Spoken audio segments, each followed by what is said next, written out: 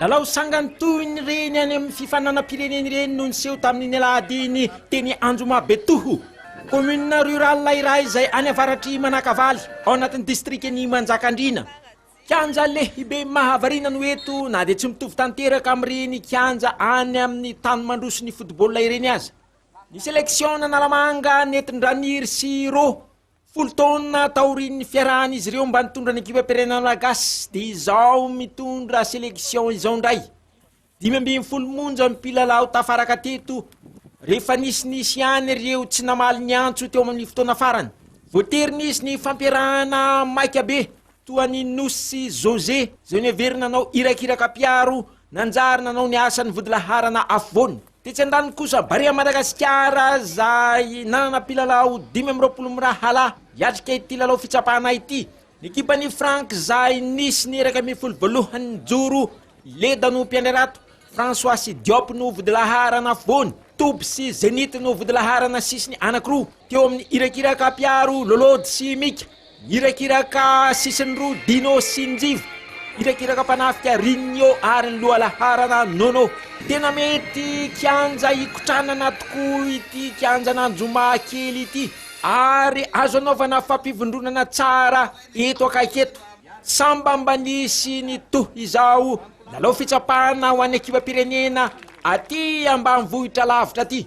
Teto ihany koa no niverenandraholo manana flory izay mpitsara iraisam-pirenena teo aloha 50 taona izy ankehitriny miverina manao iny akanjo menamena ny mpitsara indray.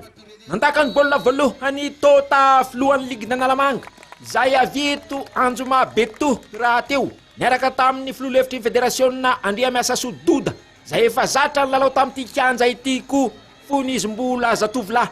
Vetivety teo tafiditra tamin'ity fiainana ity ny ekipa pirenena malagasy vao teo amin'ny minitra fahatelo Kofran Rinio very Toldo nanokatra ny salay havanana amin'ny coup de pied arrêté vao avy ny lalao 2 andro talohany niaraka tamin'ny Adema teny Carion. Nentanentan'ny baolina maty ny Barea Madagasikara dia velona ny angam-panahy Nono indray tany aloha tany nanandrana ihany koa fa niotra kely. Tsy ampy kely ho an'ny ekipa pirenena malagasy ny fanomezana antoka tsara lay hetsika farany. Tamin'ity tolotra nalefa ny Njiva ity occasion Nono ihany fa mbola tsy afaka teo amin'ny Toldo. Occasion tokana kosa nanaitra ho an'ny sélection Analamanga tamin'ny fidirana voalohany ity fidirany Samson ity saingy ny raika loatra ny daka farany. Niverina indray Barea Madagasikara mbola teo foany Njiva zay be angam-panahy ho an'ny maitsomaitso. Afaka nanamboatra tsara ny daka ny efa lasa ambony koa.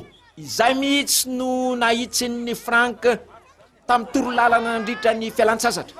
Fa ny tsara indrindra ho an'ny Njiva dia ny nandefa ny couloir toy ny passe décisive teto an'ny Rinio teo amin'ny minitra faraka amin'ny 30 nisongona ny fivoahan'ny Toldo ary nanome ny isa faharoa.